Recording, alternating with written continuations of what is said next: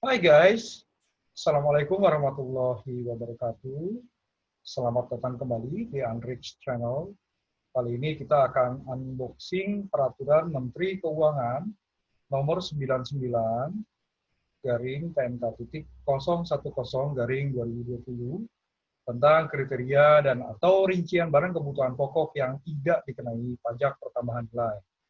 Terima kasih guys sudah like dan share. Jangan lupa subscribe guys. Oke. Selamat menyaksikan.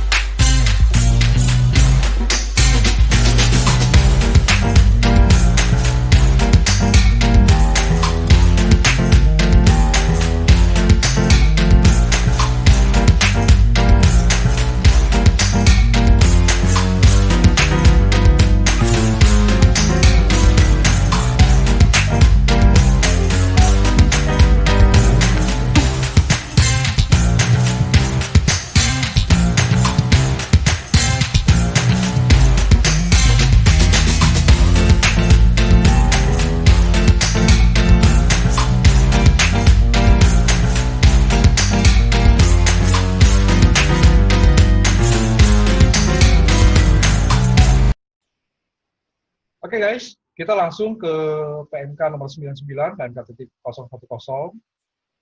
tahun 2020. Ya, di sini mengatur tentang barang kebutuhan pokok, rincian kriteria atau rincian barang kebutuhan pokok yang tidak dikenai pajak pertambahan nilai. Seperti biasa guys, kita langsung ke pertimbangan di considerance. Considerance bagian pertimbangan ya guys. Sini tidak dikenakannya pajak pertambahan nilai atas barang kebutuhan pokok yang sangat dibutuhkan oleh rakyat banyak, merupakan upaya guna mendukung kesejahteraan masyarakat, bahwa perlu dilakukan penambahan cakupan terhadap jenis barang kebutuhan pokok yang sangat dibutuhkan oleh rakyat banyak yang tidak dikenai pajak pertambahan nilai. Untuk memberikan kepastian hukum mengenai jenis barang kebutuhan pokok yang tidak dikenai PPN, dan menyelaraskan dengan putusan Mahkamah Agung nomor 32 garing HUM garing 2018, serta untuk melaksanakan ketentuan pasal 7 ayat 2 Peraturan Pemerintah nomor 1 tahun 2012 tentang pelaksanaan Undang-Undang nomor 8 tahun 1983, sebagaimana telah diubah terakhir dengan Undang-Undang nomor 42 tahun 2009 tentang pajak pertambahan nilai. Oke. Perlu mengganti Peraturan Menteri Keuangan nomor 116 PMK.010 tahun 2017 tentang barang kebutuhan pokok yang tidak dikenai pajak pertambahan nilai. Nah, memang guys, kalau kita lihat ya peraturan pemerintah nomor 1 tahun 2012 ya, di pasal 7 guys disebut jenis barang atau jasa yang tidak dikenai PPN adalah sebagaimana diatur dalam pasal 4A Undang-Undang Pajak Pertambahan Nilai, undang-undang yang tadi ya, undang-undang nomor tadi 7 ya, tahun 1983, Undang-Undang nomor 8 tahun 1983, dibatalkan dengan Undang-Undang nomor 42 tahun 2009. Oke, nah di pasal 7 ayat 2 PP 1 tahun 2012, ketentuan mengenai kriteria dan atau rincian barang dan jasa yang termasuk dalam jenis barang dan jasa yang tidak dikenai pajak pertambahan nilai, sebagaimana dimaksud dalam ayat 1 diatur dengan Peraturan Menteri Keuangan. Oke guys, jadi ini untuk melaksanakan pasal 7 ayat 2 PP nomor 1 tahun 2012.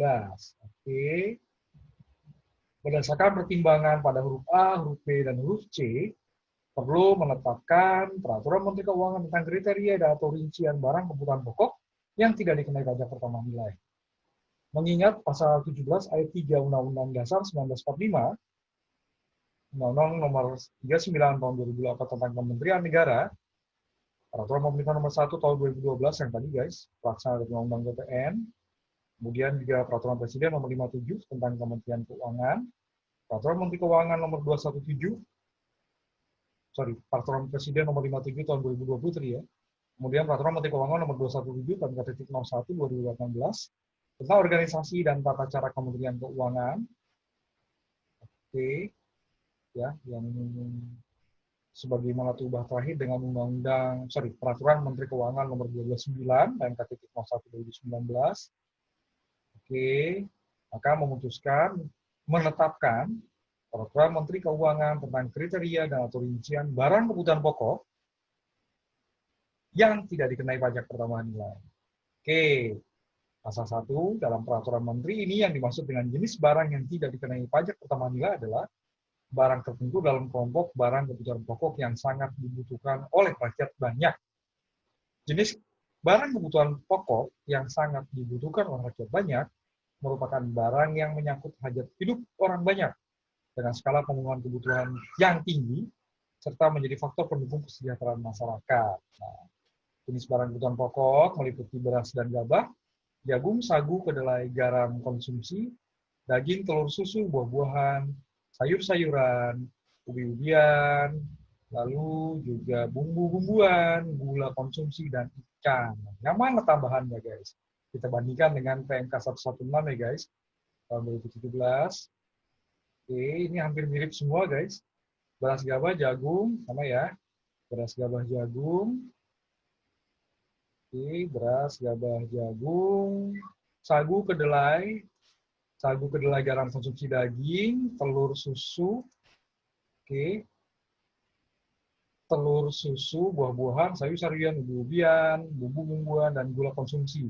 Sampai huruf M, gula konsumsi ya, guys, di PMK 116. Di PMK 99, guys. Oke, ini masih sama, huruf K, huruf L, bumbu, gula konsumsi, dan tambahannya adalah ikan, guys. Oke, kriteria dan atau rincian jenis barang kebutuhan pokok pada ayat 2 yang tadi, guys, tergantung dalam lampiran yang merupakan bagian tidak terpisahkan dari peraturan menteri ini. Oke, kriteria dan atau rincian barang kebutuhan pokok yang sangat dibutuhkan oleh masyarakat banyak sebagaimana dimaksud dalam pasal 22 dapat dilakukan penyesuaian kembali setelah mendapat usulan dari Kementerian Pembina Sektor terkait. Pada saat peraturan menteri ini mulai berlaku, Peraturan Menteri Keuangan Nomor 116 dan KT-01 2017 dicabut dan dinyatakan tidak berlaku. Peraturan menteri ini mulai berlaku pada tanggal diundangkan di Jakarta ya, guys. Ditetapkan di Jakarta tanggal 4 Agustus, diundangkan di Jakarta tanggal 5 Agustus. Oke, ini berarti sudah berlaku, guys. Saya tag video ini tanggal 15 Agustus, berarti baru 10 hari ya, guys ya. Oke, lanjut lagi, guys. Kita lihat di sini lampirannya seperti apa. Tadi ya, beras, gabah, jagung gitu ya. Nah, ini dia, guys. Kriterianya seperti inilah yang bukan BKP, guys. Untuk beras dan gabah. Oke, kemudian di sini juga ada pos tarifnya ya, kode Hasmola sistemnya ya ini. Oke nih guys, jadi kita tinggal cek apakah beras gabah ini merupakan barang kebutuhan pokok ya, cocokkan dengan yang ada di sini ya guys. Berkulit, dikuliti, setengah digiling seluruhnya, dikosong, dicelupkan maupun tidak dipecah. Menir selain yang cocok untuk disemai. Kemudian jagung telah dikupas maupun belum, termasuk jagung titilan, jagung pecah, menir, termasuk bibit. Oke, di sini ada kode ininya ya, pos tarifnya guys. Sagu, di sini disebut seperti apa guys? Pulur sagu, tepung kasar bubuk, kedelai, baik berkulit, utuh, dan pecah selain benih, garam konsumsi, beriodium maupun tidak, termasuk garam meja dan garam denaturalisasi untuk konsumsi, kebutuhan pokok masyarakat, daging, ya. Ini ada tambahan nih guys. Daging segar dari hewan ternak dan unggas dengan atau tanpa tulang yang tanpa diolah, baik didinginkan, dibekukan, digarami, dikapur, diasamkan, atau diawetkan dengan cara lain. Oke, ini agak beda dengan yang disebut undang ya guys, mau di penjelasannya. Tapi nggak apa-apa, ini kelihatan guys. Ya, memang isinya daging segar dari hewan ternak dan unggas. Oke, dengan atau tanpa tulang.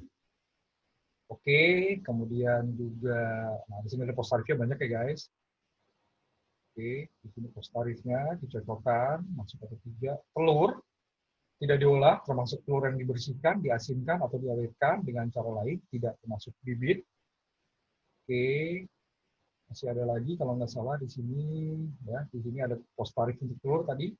Susu perah, baik yang telah melalui proses didinginkan maupun dimalaskan atau pasteurisasi, tidak mengandung tambahan gula dan atau bahan lainnya, berarti memang harus benar-benar susu murni, guys.